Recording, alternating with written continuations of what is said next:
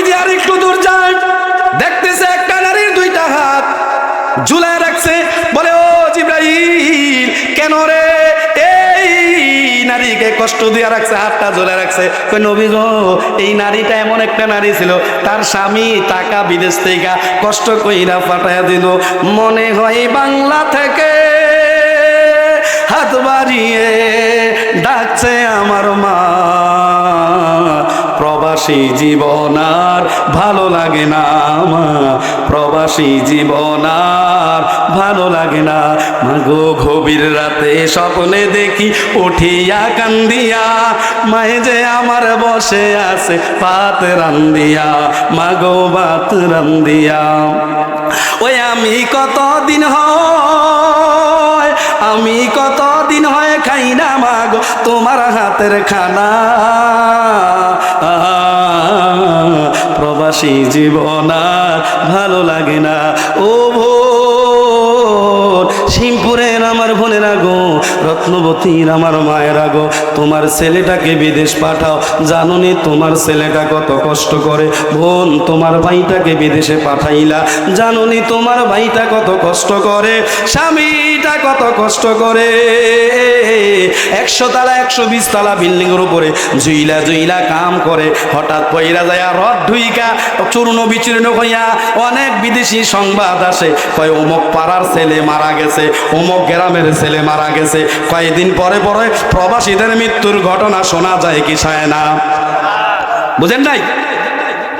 আবার মাস শেষে বোনের টিউশনির টাকা, ভাইয়ের প্রাইভেটের টাকা, বাবার ওষুধের টাকা, মার চশমা কেনার টাকা, মা বিবির কসমেটিকের টাকা, বিবির কাপড় চোপড়ের টাকা, সংসার খরচের টাকা। ওই যখন যুবকটার মাথার মধ্যে শুধু চিন্তার চিন্তা, ওই যুবকটা চিন্তা করতে করতে অনেক যুবক ঘুমের ঘরে মারা যায় কি যায় না?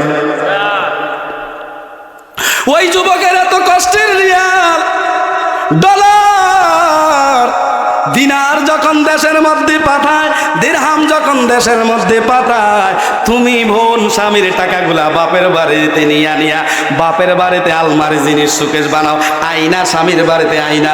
যদি বাবা শ্বশুর ডাক দিয়ে বলে, মারে করতে গেছো? আমার বাপের বাড়িতে গেছি। টাকা কার? কথা বলে না, টাকা কার? স্বামীরে কি বানাইছে? স্বামীরে কি বানাইছে? বিয়া কইরা যদি বউরে কয়, বউরে তোরে আমার মা, তোরে আমার মার মতো লাগে, যদি এই কথাটা কোনোভাবে ভুল ক্রমে বাড়িয়া যায়, তোমার বউ তালাক। বউ মা মারা গেছে, সারাদিন কাঁদছে, আসর রক্ত, আসরের পরে জানা যায়, কয় আমি একটু একটু বিশ্রাম করে আমার ডাইকা দিও। এইবার বেডির একটু হাবা বাবা ববি বেডে। এইবার যখন আসর নামাজে হয়েছে, সবাই জানাজার মাঠে দাঁড়ায় গেছে, স্বামীরে ডাক দেয়, কয় তুমি আমার ঘর কিতা কইলা? তোমার মারে উঠানো জানাজা দে, তুমি দিয়ে এখনো শুয়া শুয়া ঘুমাও। হেবডির ঘর হইছে? হ্যাঁ, কি বউ? বউ কে কইছে? বুঝেন নাই কথা? মারে জানাজা দেয়, ক্লান্ত লাগছে। এখন বউ যায় বলবো, আপনার মাকে তো জানাজা দিয়ে ফেলতেছে, আপনি তাড়াতাড়ি যান জানাজা। না কইয়া কি বলছে? তুমি আমার ঘর কিতা হইলে তোমার মারে জানাজা দিয়ে ফেলতেছে, তুমি তাড়াতাড়ি যাও। এই কথা যখন বিদেশি আমার বোন টাকাগুলা বিভিন্ন জায়গায় মোবাইল, দামি দামি মোবাইল, স্বামীকে ব্ল্যাকমেল করে, তুমি যদি আমাকে মোবাইল না দাও, আগামী মাস থেকে তোমার বাড়িতে আমি আইতাম না। এরকম ব্ল্যাকমেল করে কি করে না? কয় সৌদি আরবের থেকে দেখছি, ইউটিউবের মাধ্যমে, ফেসবুকের মাধ্যমে, ইন্টারনেটের মাধ্যমে চার্জ দিয়ে দেখছি জিনিসটা এত সুন্দর, যদি জিনিসটা না কিনা দাও তোমার সাথে আমি রাগ করছি, তোমার সাথে আমি কথা বলবো না। এরকম বলে কি বলে না? ওই নারী, যেই নারী অপচয় পয়সা অপচয় করছে, ওই নারীকে ঝুলাইয়া রাখছে। এইবার যখন আর একটু দূর নবীজি আমার যায়, পা গুলা ঝুলাইয়া রাখছে। ও জিবরাইল, কেন এই নারীকে এই শাস্তি দিচ্ছে রে জিবরাইল? জিবরাইল ডাক দেয়া বলে, আল্লাহ নবী গো, ও নবী, এই নারীকে শাস্তি এই কারণে দিচ্ছে, তার স্বামী তাকে বলছে, তুমি তোমার বাপের বাড়িতে আজকে যাইও না, আমি তোমাকে নিয়ে যাব। সে না বইলা বাপের বাড়িতে চইলা গেছে, স্বামী বাড়িতে নাই, ঢাকা চাকরি করে অথবা কাজে গেছে। কয় আম্মা আব্বা আপনি বইলেন না, আমি জামু আরামু। এবার ফোন করছে, কয় তুমি কই? কয় আমি তোমার বাড়িতে তো আছি। কয় তুমি কি করো? কয় আমি উঠান ঝাড়ু দিতেছি। কিন্তু হেবেডিয়ে গেছে বাজারের মধ্যে, হেবেডিয়ে গেছে মার্কেটের মধ্যে। এমনও নারী সমাজের ভিতরে আছে না নাই? ওই নারীকে পাগুলা দিয়া স্বামীর আদেশ তারা পিতা মাতার কথা অমান্য করে, শ্বশুর শাশুড়ির সাথে বেয়াদবি করে, যেই নারীটা নবী গো হাঁটা চলাফেরা করেছে অন্যায়ভাবে, ওই নারীকে আজকে কঠিন শাস্তি দিয়ে তাকে রাখছে। এইভাবে কিয়ামত পর্যন্ত তাকে ঝুলায় রাখবে। আওয়াজ দিয়া বলেন আল্লাহু আকবার। এবার আসেন বন্ধুরা আমার, বাবারা, নবীজি আর কত বলবো? মেরাজের ঘটনা বলতে বলতে আমি কি এদিক সেদিকে হইছি? আমি কোনো কাহিনী আর অন্য কোনো কাহিনীর দিকে ঢুকছি? কোনো ইতিহাস বলতেছি? শেষ করা যাবে না। এটার যে দৌরত্ব, এটার যে শেষ কোথায়, আল্লাহু আলাম বিমুরাদিহি, আল্লাহই ভালো জানে। সুবহানাল্লাহ কইতেন না? আর কয়টা কইব ঘটনা? এটা তো শুধু শাস্তির ঘটনা। এরপর যে নেয়ামতগুলো দিছে নবীজি আমার, যখন কিছু দূর যায় তখন তাকে তার জিহ্বা দ্বারা লিসান, ওই জিহ্বা দ্বারা টাঙায় রাখছে।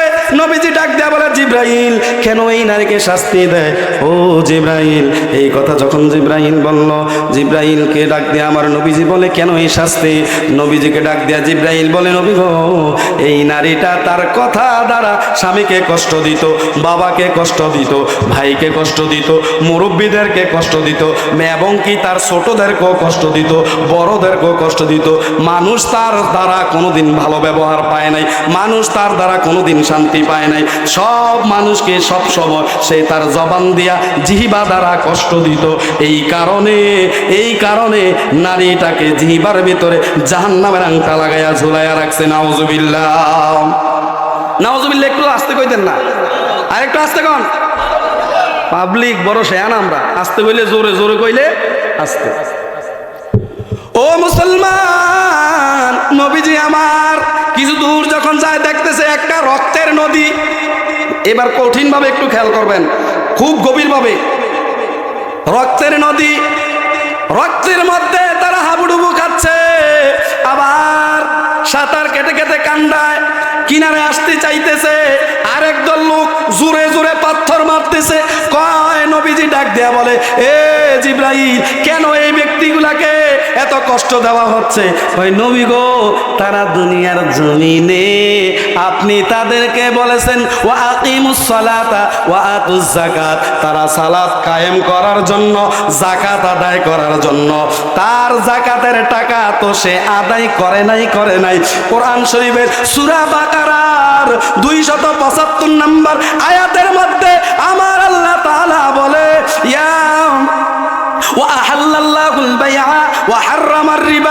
আমি আল্লাহ তাআলা সুদকে হারাম করেছি আর ব্যবসাকে হালাল করছি। তাহলে বলেন, ব্যবসা আমাদের জন্য হালাল না হারাম?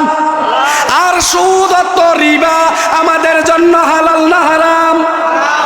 কোরআনের আয়াত অনুযায়ী ব্যাখ্যার উত্তর আপনারা দিছেন। আপনারা আমার ওস্তাদ, আমি আপনাদের ছাত্র, এদিক সেদিক হইেন না। ও বন্ধু, বন্ধুরে আমার, নবী বলে, যেই ব্যক্তি সুদ খায়, ঘুষ খায়, ওই ব্যক্তি আর রাশি ওয়াল মুরতাশি ফিন্নার। ঘুষ খানে ওয়ালা ব্যক্তি, ঘুষ দেনে ওয়ালা ব্যক্তি, ঘুষ খাওয়ানোর লগে সুপারিশ করেন না ব্যক্তি, কলম ধরেন না ব্যক্তি, সবই ফিন্নার, জাহান্নামের ভিতরে থাকবে। আপনারা আপনাদের মুয়াজ্জিনকে চিনেন না? উনি মাস্টার্স কমপ্লিট করেন, একজন ভালো মানের একজন আলেম, আমার সহযোদ্ধা, আমাদের মহাব্বতী ভাই, আমার ভাতিজারে ক্লাসমেট। একটু চিন্তা করবেন, বর্তমান সময়ে যে কথাগুলো বলতেছি, একটা কথা লাইনচ্যুত করলে কালকে অবস্থা খারাপ হয়ে যাবে। মেহেদী হাসান আতিকি, ঠিক কিনা বলেন? জানা ছাড়া বলি না বাবার আমার। নবীজি বলেন, আল্লাহর সাথে সুদখোরের গুনাহ ভয়াবহ। 70টা গুনাহ। কয়টা? সবাই কথা বলতো এখন। কয়টা গুনাহ? সুদ খাওয়াই না ব্যক্তির কয়টা গুনাহ? এবার কি ঠান্ডা হয়ে গেছেন দিকেও? ভয় আছে নাকি? তো কথা বল না, আমি কোরআন এবং হাদিসে বলতেছি। সর্বপ্রথম গুনাহ হচ্ছে আল্লাহর সাথে যুদ্ধ ঘোষণা কি করা, আর লাস্টেরটা যেটা এইটা হচ্ছে মায়ের সাথে কোন কোন রাওয়ায়াতে আসছে 36 বার, কোন কোন রাওয়ায়াতে আসছে 70 বার, কোন কোন রাওয়ায়াতে আসছে 100 বার। বলেন তো মায়ের সাথে যদি কোনো সন্তানকে জিনা করার কথা বলা হয়, পৃথিবীতে বাইচা থাকতে সন্তান কোনোদিন মায়ের সাথে জিনা করবে? কিন্তু ঠিক ঠিক জিনা আপনি করতেছেন প্রত্যেক দিন, যতদিন আপনি সুদের কাজের সাথে জড়িত, ঘোষের কাজের সাথে জড়িত। নাউজুবিল্লাহ। নবীজি আমার বলতেছে ওই সুদখোরকে পাথর মাইরা মাইরা রক্তের নদীর মধ্যে দেয়।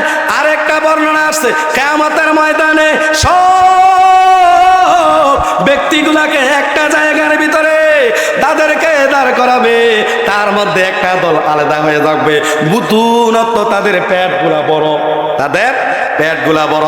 নবীজি বলবে জিবরাইল রে তাদের পেট কেন এত বড়? ও জিবরাইল তাদের পেট কেন এত বড়? নবীজি জিবরাইল ডাক দেয়া বলবে নবী গো তারা দুনিয়ার জমিনে সুদ খাইতো, ওই সুদখোরের পেটটা আল্লাহ এত বড় বানায়া দিছে। কয় তাদের পেটের ভিতরে কি নারী বুড়ি? কয় না না নবী গো আপনি আপনার লাদুনি আপনার বাতিনি চোখ দিয়া আল্লাহর কুদরতি চোখ দিয়া আপনার মুজিজা দিয়া তাকায়া দেখেন ওই ব্যক্তিগুলার পেটের ভিতরে শুধু সাপ আর সাপ, সাপ আর সাপ, সাপ আর সাপ। নাউযুবিল্লাহ। তাদের পেটে কি? কার? আব্বা গো পাগুলা ধরেই ও আমার যুবক ভাই, টাকা পয়সা বাড়ায় দিবে কে? আল্লাহু খায়রুর রাযিকিন ফাল্লাহু খায়রু হাফিজাও ওয়া হুয়া আরহামুর রাহিমিন। আপনার রিজিকের, আপনার জানের, আপনার মালের সকল কিছুর হেফাজতকারী কে? ইন্না সালাতি ওয়া নুসুকি ওয়া মাহইয়ায়া ওয়া মামাতি লিল্লাহি রাব্বিল আলামিন। ও নবী, নবীজি এইবার চলে গেলেন মাঝখানে আরো অনেক ঘটনা সমাপ্তি, এই জায়গার ভিতরে স্থগিত করলাম, আরেকটু সামনে আগাই। নবীজি যখন এইবার আল্লাহর দিদারের আশায় নবীজি যাইবেন, যখন নবীজি প্রথম আসমানে গেলেন, প্রথম আসমানে যাইয়া দেখে, প্রথম আসমানে যাইয়া দেখে রে আমাদের নবী হযরত আদম আলাইহিস সালাতু ওয়াস সালাম। কে? মুরব্বী একজন নবী। আর আমার নবীজি যখন প্রথম আসমানে যাইবেন দরজার মধ্যে দাঁড়ায় আছে, দাঁড়াইয়া জিবরাইল ডাক দিয়া বলে ও ফেরেশতা, ফেরেশতার নাম হচ্ছে ইসমাইল। ফেরেশতার নাম কি? একটু কথা বলেন। ফেরেশতার নাম হচ্ছে ইসমাইল। ওই ইসমাইল নামক ফেরেশতা হচ্ছে 1 লক্ষ ফেরেশতাদের সর্দার। কয় লক্ষ? 1 লক্ষ ফেরেশতাদের সর্দার। ওই যে 1 লক্ষ ফেরেশতাদের সর্দার, 1 লক্ষ ফেরেশতারা আবার এক এক জনে 1 লক্ষ কইরা ফেরেশতাদের সর্দার। আল্লাহু আকবার। গণনায় আসছে 10,000 কোটি ফেরেশতা প্রথম আসমানে আহলান সাহলান মারহাবান স্বাগতম ইয়া রাসূলুল্লাহ ইয়া হাবিবাল্লাহ। নবী বলে বলে বলে আমার নবীকে স্বাগতম জানায়। বাবা আদম আলাইহিস সালাতু ওয়াস সালামের কাছে গেলেন, আসসালাতু ওয়াসসালামু আলাইকা ইয়া আদম সফিউল্লাহ। নবীজি আমার সালাম দিলেন, নবীজিকে সালাম দিলেন, আসসালাতু ওয়াসসালামু আলাইকা ইয়া রাসূলুল্লাহ। ভাব আদান প্রদান হইল, কথাবার্তা হইল। এক পর্যায়ে আদম আলাইহিস সালাতু ওয়াস সালাম ঘাটটা ডান দিকে ফিরে মুস্কি মুস্কি হাসে। এবার আরেক পর্যায়ে ঘাটটা বাম দিকে ফিরে মুস্কি মুস্কি হাসে। এইবার নবীজি ডাক দেয়া বলে ও আমার পিতা আদম। নবীজির কি? আদম নবীজির কি? কথা বলেন না, নবীজির কি? পিতা। ও আমার পিতা আদম, কেন আপনি ডান দিকে তাকাইলেন, মুস্কি মুস্কি হাসলেন? আনন্দ উপলব্ধি করলেন। কয়, ও আমার সন্তান মুহাম্মদ, আমি যখন ডান দিকে তাকাই আমার জান্নাতি আমার উম্মত গুণা আমি দেখতে পাই, আপনার জান্নাতি উম্মত গুণা দেখে প্রশান্তি পাইলাম। কয়, যখন আমি বাম দিকে তাকাইয়া আমি দেখলাম আমার জাহান্নামের ভিতরে, আল্লাহর জাহান্নামের ভিতরে আমার কিছু কিছু বেনামাজি বান্দা, চগলখুরি বান্দা, হারামখুরি বান্দা, জিনাকারী বান্দা, অন্যায় জুলুম ব্যভিচারকারী বান্দা, তাদেরকে জাহান্নামের ভিতরে হাবুডুবু খাচ্ছে। তাদেরকে দেখে আমার মুখটা মলিন হয়ে গেল। এই কথা বলে সালাম প্রদান করে নবীজি দ্বিতীয় আসমানে চলে গেলেন। প্রথম আসমান থেকে দূরত্ব হচ্ছে দ্বিতীয় আসমানের 500 বছরের রাস্তা। তারপরে মহাশূন্য দ্বিতীয় আসমানে যাইলেন। যাওয়ার পরে সালাম দিলেন, ফেরেশতা দরজা খুলে দিলেন। দরজা খুলে যায় দেখে ঈসা আলাইহিস সালাতু ওয়াস সালাম বসে আছে। নবীজিকে প্রথম সালাম দেয়, আসসালাতু আসসালামু আলাইকা ইয়া রাসূলুল্লাহ। প্রথম সালাম দিছে ভাই বলে, পরে আবার তাৎক্ষণিক বলে ইয়া আবি, আপনি আমার পিতা। সুবহানাল্লাহ বলেন। কেমনে পিতা, কেমনে পিতা? কয়, আল্লাহ তাআলা আমার দয়াল নবীজিকে জান্নাতের ভিতরে যেই, আরেকটা কথা মাঝখান দিয়ে ফলাইয়া দিছি, ওই পাহাড়ের ভিতরে আমার নবীজিকে জিবরাইল নামাইছে। কয়, এই পাহাড়টা কোন পাহাড়? কয়, এই পাহাড়ের ভিতরে, এই জায়গার ভিতরে ঈসা নবীকে বৈধ পন্থায় বাবা ছাড়া আমার আল্লাহ তাআলা মরিয়মের ওরস থেকে এই জায়গার ভিতরে ভূমিষ্ঠ করেছে। এই জন্য আপনাকে নামায়া দিলাম। আর আপনার জান্নাতি বিবি হবে মরিয়ম আলাইহিস সালাতু ওয়াস সালাম, ঈসা হবে আপনার সন্তান। ওই দৃষ্টিকোণ থেকে তিনি আমার বাবা। এইবার নবীজি যায় 500 বছর দূরত্ব রাস্তা, মহাশূন্য, তৃতীয় আসমান। তৃতীয় আসমানে যাইয়া দেখে, তৃতীয় আসমানে যাইয়া এইবার দেখতেছে, তৃতীয় আসমান একটা স্মরণ করতেছি, চতুর্থ আসমানে ইদ্রিস আলাইহিস সালাতু ওয়াস সালাম। কে কে? চতুর্থ আসমানে যায় দেখতেছে ইদ্রিস আলাইহিস সালাতু ওয়াস সালাম। ইদ্রিস আলাইহিস সালাতু ওয়াস সালাম হচ্ছে নবীজিকে এক পর্যায়ে নাতি হিসাবে সম্প্রদান করছে। কি হিসাবে? কি হিসাবে? নাতি হিসাবে সম্প্রদান করছে। নবীজি ইদ্রিস আলাইহিস সালাতু ওয়াস সালামের কবর এই পৃথিবীর কোথাও এখনো কোনো মুফাসসির, কোনো মুহাদ্দিসিন কেরাম, কোনো মুফতি কেউ এখনো আবিষ্কার করতে পারে নাই, এখনো আবিষ্কার করতে পারে নাই। ও ইদ্রিস নবীজি আল্লাহর কাছে ফরিয়াদ করছে, আল্লাহ আমাকে তুমি জান্নাত না দেখাইয়া দুনিয়ার জমিনে মৃত্যু দিও না। সুবহানাল্লাহ। ওই ইদ্রিস নবী যখন জান্নাতের গেইটের সামনে যায়, জান্নাতের গেইটের সামনে যায়, ও জান্নাতের ভিতরে যখন যায়, জান্নাতের দরজার ফেরেশতার নাম হচ্ছে রিজওয়ান। নাম কি? কথা বলে না সবাই। রাজার নাম কি? রিজওয়ান ফেরেশতাকে যায় সালাম দেয়, বলে জান্নাতের দরজা খুলে দাও। এইবার রিজওয়ান ফেরেশতা পরমটা কইলা দেখে যে জান্নাতের ভিতরে আজকে প্রধান অতিথি কে কে ঢুকবে। তখন দেখতেছে এই নামটার কেউ না, কেউ না, এই নামটা হচ্ছে আমার নবী, আপনার নবী, দোজাহানের বাদশা নবী, সরকারে দো আলম, নূরে মুজাসসম, নূর আলা নূর, নবীদের নবী, গাছের নবী, মাছের নবী, জিনের নবী, ইনসানের নবী, 18,000 মাখলুকাতের নবী, কলমের নবী, আরশের নবী, কুরসির নবী, আমার নবী মুহাম্মদুর রাসূলুল্লাহ সাল্লাল্লাহু আলাইহি ওয়াসাল্লাম যতক্ষণ পর্যন্ত জান্নাতের দরজার ভিতরে পা না দিবে অন্য কাউকে ঢোকার অনুমতি নাই। আওয়াজ দিয়া বলেন সুবহানাল্লাহ। আরেকটা আওয়াজ দিয়ে বলেন সুবহানাল্লাহ। এ মুসলমান, ইদ্রিস নবী চতুর্থ আসমানে, এইবার পঞ্চম আসমান, ষষ্ঠ, সপ্তম, পঞ্চম, ষষ্ঠ, সপ্তম, পঞ্চম আসমানে হচ্ছে হারুন আলাইহিস সালাতু ওয়াস সালাম। হারুন আলাইহিস সালাতু ওয়াস সালামকে সালামের আদান প্রদান করলেন, ভালো মন্দ বললেন, বলে আমার নবীজি ষষ্ঠ আসমান, ষষ্ঠ আসমানে যায় আল্লাহর পয়গম্বর মুসা আলাইহিস সালাতু ওয়াস সালাম। তৃতীয় আসমানে হচ্ছে ইউসুফ, ভুলে গেছিলেন, মনে আসেনি? মনে আসেনি? ইউসুফ নবী, ইউসুফ নবী দ্বিতীয় আসমানে দেখে, তাকে সালাম দিলেন। সালাম দেওয়ার পরে নবীজি ডাক দেয়া বলে, জিবরাইল, এই ব্যক্তিটা এত সুন্দর, আমার পরে যদি আমি দ্বিতীয় কোনো সুন্দর কোনো পুরুষ দেখে থাকি, আমার মনে হয় এই ব্যক্তিটাই এত সুন্দর। জিবরাইল বলতেছে, হ্যাঁ ইয়া রাসূলুল্লাহ, সব চাইতে আপনার পথে যদি সৌন্দর্য, রূপ, লাবণ্য, চেহারার সৌন্দর্য দেয়, আল্লাহ তাআলা ওই ইউসুফ নবীকে দিয়েছে।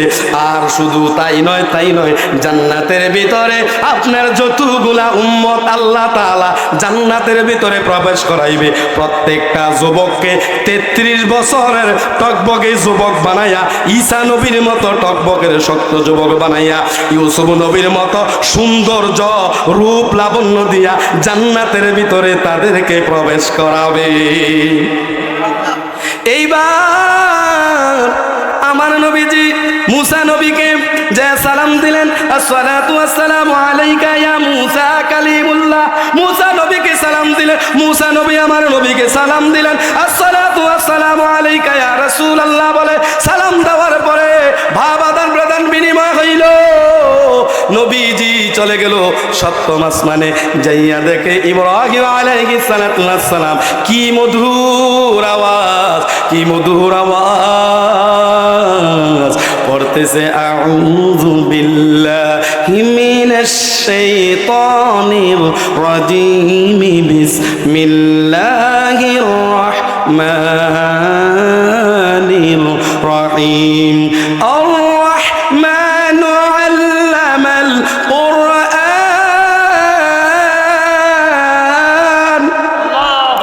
সুন্দর সুন্দর ছোট্ট ছোট্ট ছোট্ট ভাষায় কোরআন তেলাওয়াত করতেছে, আর বাচ্চারা গুনগুন গুনগুন করে তেলাওয়াত করতেছে। নবী ইব্রাহিমকে সালাম দিলেন, আসসালাতু ওয়াসসালামু আলাইকা ইয়া ইব্রাহিম খলিলুল্লাহ।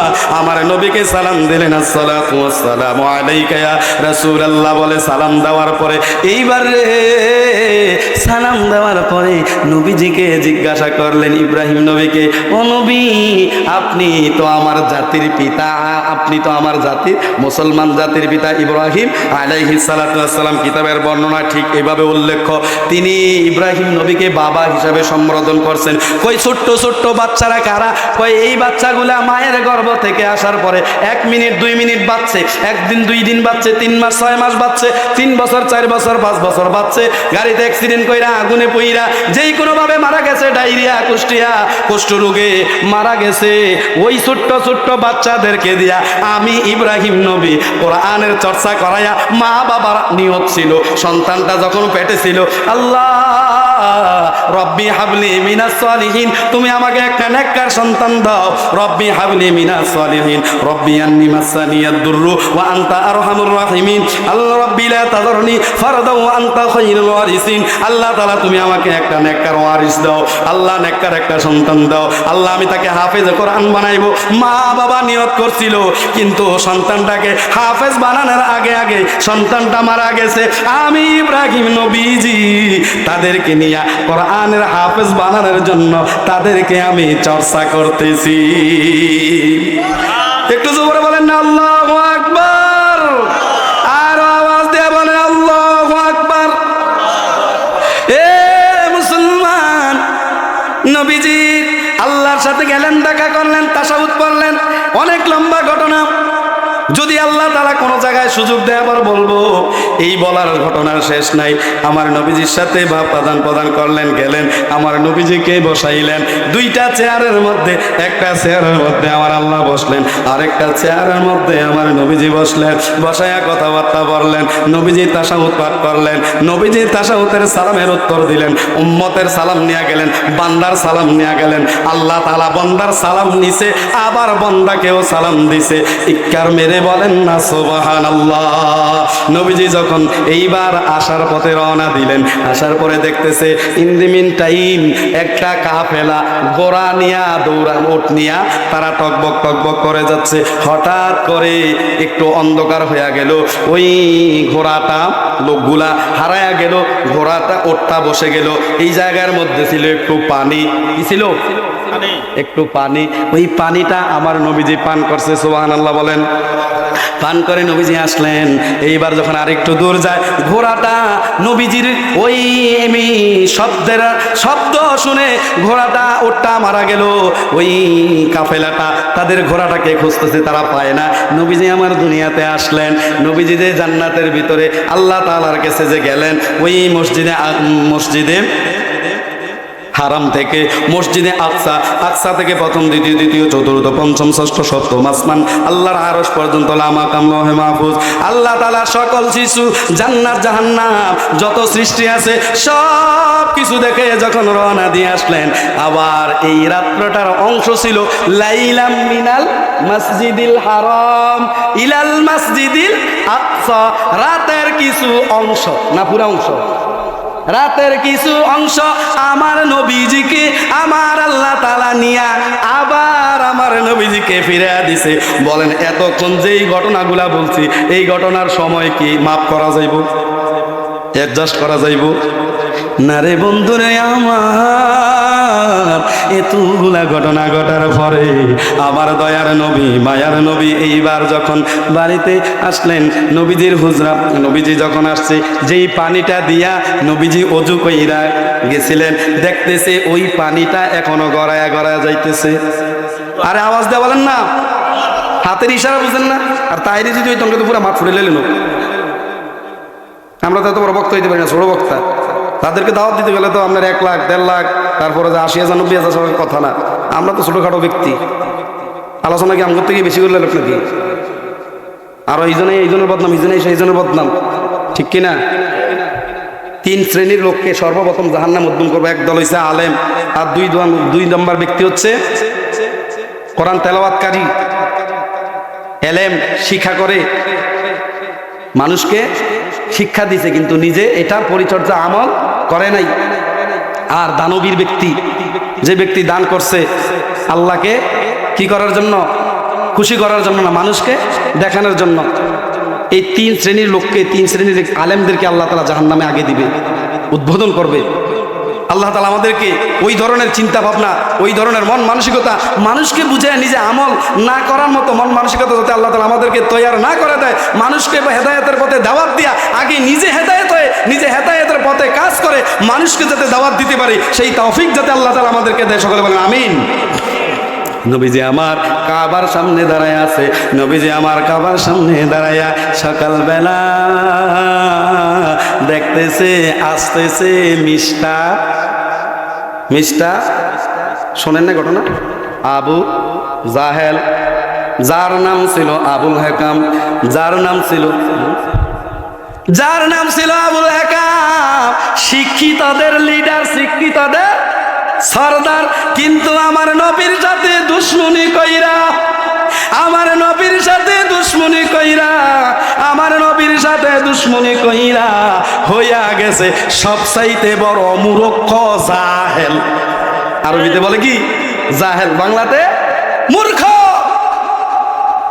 ছিল শিক্ষিতদের সর্দার, জ্ঞানের সর্দার, কিন্তু নবীজিকে না মানার কারণে, নবীজিকে না বুঝার কারণে, নবীজির নূরত্বের বরত্ব না মেনে তিনি হয়ে গেছেন মূর্খ। আওয়াজ দিয়ে বলেন নাউজুবিল্লাহ। এবার দেখা বলতেছে, বাতিজা মোহাম্মদ, তুমি এখানে দাঁড়ায় আছিল, তুমি কালকে রাত্রে কই আছিলে?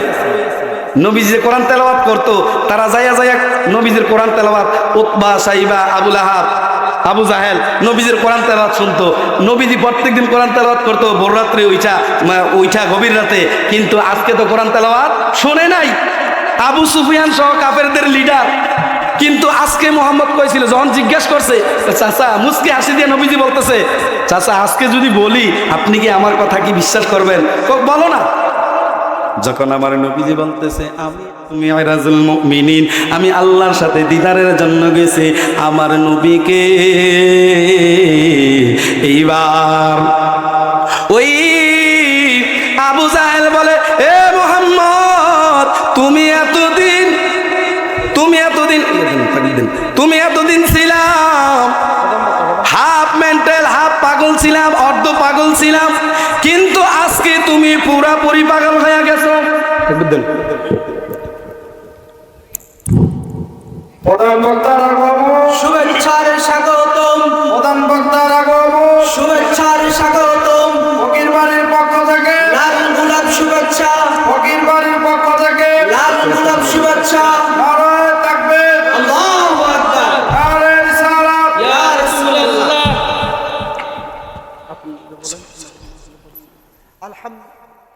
হাতিমে কাবার মধ্যে দাঁড়ায়া আবু জাহেলকে বলছে, চাচা আমি তো আল্লাহর বাড়িতে গেছি, জান্নাত জাহান্নাম সব কিছু দেখছি, এই ঘটনাগুলো আমার সাথে ঘটছে। বলে তোমাকে তো এতদিন মনে করতাম তুমি পাগল, আজকে দেখি তুমি পুরাই। ওই আজকে যদি আমি বলি যে তুমি পাগল হইয়া গেছো পুরাই, তাহলে এটা আমার তৃপ্তি মিটতো না। মদিনার যত কাফেররা আছে সবাই রে খবর দিয়ে আনছে। আইনা এবার কইতেছে, কয় তোরা কই আসস, এদিকে আয়, যাইয়া আবু বকরের খবর দে। আবু বকরের খবর দিলে আবু বকরে কইতে পারবো সঠিক কথা। সুবহানাল্লাহ বলেন। আবু বকরকে যখন খবর দিতে গেলেন, এইবার যখন আবু বকরকে বলে, ও আবু বকর আপনাকে লিডার ডাকতেছে, মোহাম্মদ আপনাকে ডাকতেছে। কয় কেন? কয় এরকম এরকম ঘটনা নাকি ঘটছে? কয় নবীজি বলছে। কয় হ্যাঁ। কয় এক বাক্যে আমি আবু বকর আমার নবীর কথাকে সমর্থন করালাম, বিশ্বাস করে নিলাম। আওয়াজ দিয়া বলেন আল্লাহু আকবার। এইবার আমার নবী ওই আবু জাহেলের সাথে কথোপকথন কথা বলে। In the meantime Abu বকরের সামনে আসলো। আবু বকরকে এইবার ডাক দেয়া বলে, এ আবু বকর শুনছনি মোহাম্মদ বাতিজা মোহাম্মদ কি বলে? তুমি শুনছনি? তোমাকে তো আমরা আমাদের নেতা মানি, বা আমরা তোমাকে বিশ্বাস করি, তোমার কথা আমরা মানি, তোমাকে নম্র ভদ্র সাহাবী মানি, যদিও আমাদের এক সময় লিডার তুমি ছিলা। এখন তুমি বলো মোহাম্মদ কালকে কইছিল। কয় আমার নবীজি যা বলছে সরষা পরিমাণ চুল পরিমাণ মিথ্যা নয়, সকল কথাই আমার নবীর কথা, সকল কথাই আমার নবীর বাস্তব ঠিক। আওয়াজ দেয়া বলেন আল্লাহু আকবার। কয় জিবরাইল, ও মোহাম্মদ তুমি গেছো, তাহলে একটা পরীক্ষা দাও।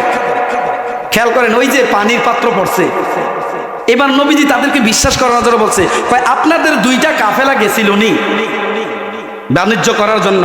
কয় আমি আসতে সময় একজনের পানি পান করে আসছি, আরেকজনের কাফেলা আমার যেই বাহনের আওয়াজ শুনে আপনার ওই কাফেলাদের একটা ঘোড়া মারা গেছে, তাদেরকে আসলে বাকি প্রমাণটা দিবেন। আপনি আর কি প্রমাণ চান? কয় তুমি যে মসজিদে আকসার কথা বলছো, তুমি যে মসজিদে বাইতুল মুকাদ্দাসের কথা বলছো, বাইতুল মুকাদ্দাসে গেছো, এটার এই বাইতুল মুকাদ্দাসের জানালা কয়টা, দরজা কয়টা, বাইতুল মুকাদ্দাসটা কোন টাকচারে কি কি? আচ্ছা বলেন তো, যারা আমরা হঠাৎ কইরা এখানে যাই নামাজ পড়ার জন্য, আমরা কি মসজিদের জানালা, গিরিল, দরজা, মেহরাব এগুলা গনতে যাই না নামাজ পড়তে যাই? এমন নবীজির প্রশ্ন করছে আটকাইতো। আচ্ছা বলেন, আমার নবীজিকে আমার আল্লাহ ভালোবাসে কি বাসে না? আর এই প্রশ্নের উত্তর আমার আল্লাহ তাআলা দিতে পারে কি পারে না? কার মাধ্যমে? নবীজির মাধ্যমে। এবার আল্লাহ তাআলা ডাকতে বলে, জিবরাইল দৌড়ে যা। লম্বা ঘটনা শেষ, বলছি 5 মিনিট। ও জিবরাইল, বাইতুল মুকাদ্দাসটাকে তোমার হাতের মধ্যে উঠাইয়া নাও। আর একটা বর্ণনা আছে, কয় বাইতুল মুকাদ্দাসটা তোমার হাতের মধ্যে তুলো। তুইলা রাসূল যখন ওই আবু জাহেল প্রশ্ন করবে কয়টা দরজা, দরজাগুলা আমার রাসূলের চোখের বাড়ায় ধরো। কয়টা জানালাগুলা স্পষ্ট করায় দাও। কয়টা মেহরাব, ওই কয়টা কার্পেট, কয়টা আসবাবপত্র, এমনি সব কিছু যখন আমার নবীজি ধ্যান করতেছে, আর উপর দিকে তাকাইয়া আবু জাহেল বলে আমার নবীজি উত্তর দেয়, আবু জাহেল বলে আমার নবী উত্তর দেয়। আমার নবীজির কথা শুনে আবু জাহেল লজ্জা পায়া গেছে, আর আমার নবীজিকে আটকায়া রাখছে যে মোহাম্মদ যে কথা বলছে আমি এই কথা বিশ্বাস করি না। কত বড় জাহেলের জাহেল! আল্লাহু আকবার কইতেন না? এইবার কয় তারা 3 দিন পরে আসবে, 3 দিনের অপেক্ষা আছে। সকালবেলা নবীজি অপেক্ষা আছে, আল্লাহ তুমি আমাকে বেজ্জতি করায় না, নবীজি অপেক্ষা আছে। কয় কিছুক্ষণ পরে দেখতেছি ওই কাফেলার লোকগুলো আসছে, আইসা এইবার আবু জাহেল খতমত খেয়ে গেছে। এইবার তারাও দেখা যেই কাফেলার মধ্যে আসিল, বাস্তব ঘটনাটা নবীর কাছে শুনি না, নবীজির হাতে কালিমা পড়ছে, লা ইলাহা ইল্লাল্লাহু মুহাম্মাদুর মুহাম্মাদুর রাসূলুল্লাহ সাল্লাল্লাহু আলাইহি ওয়াসাল্লাম। দ্বিতীয় কাফেলা কত বড় গাদ্দার! দ্বিতীয় কাফেলা কিছুক্ষণ আমার নবী অপেক্ষা করতেছে। দ্বিতীয় কাফেলা কয় তোমাদের একটা উট মারা গেছিল ঠিক নেই? কয় তোমরা এরকম এরকম কিছু এরকম এরকম ঘটনা? বাস্তব। সঙ্গে সঙ্গে আমার নবীজির সাথে হাতে হাত মিলাইয়া কালিমা পড়ল, লা ইলাহা ইল্লাল্লাহু মুহাম্মাদুর রাসূলুল্লাহ। তাহলে নবীজি যে মেরাজে গেছে, যদি বিশ্বাস না করি ঈমান থাকবে না যাবে? কথা বুঝেন নাই? ঈমান থাকবে না যাবে? ঈমান চলে যাবে।